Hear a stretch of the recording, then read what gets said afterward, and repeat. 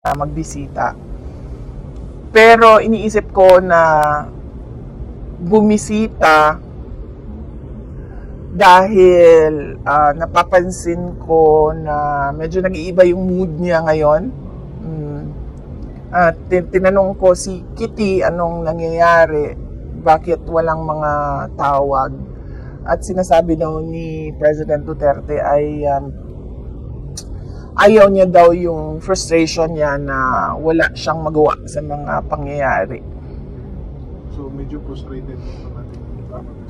Yun ang naiintindihan ko sa current mood niya, no. So mahirap din kasi talaga pag telepono yung pag-uusap kasi choppy yung linya, minsan hindi pa nagkakarinigan ng maayos, gano'n. Hindi mo ma-comfort yung tao na nandyan sa harap mo, nakikita niya yung emotions mo sa mukha mo, yung lahat yon.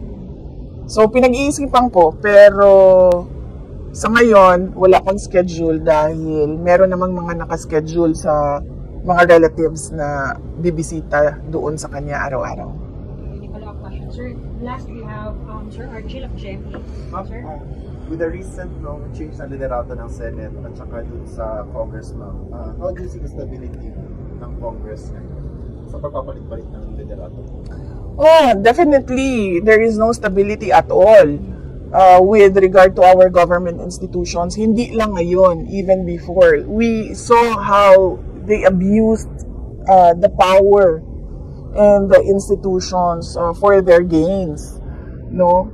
Hindi lang yan siya ngayon. Matagal na ako nagsasabi, yung budget, walang nakikinig sa akin. Kailangan pa lumubog sa baha yung mga kababayan natin bago merong nag-react na BBM ang pangalan. And even then, hindi pa nagtutugma yung kanyang reaction sa dapat niyang gawin. Kaya, really, truly, our economy is not in the very best weather.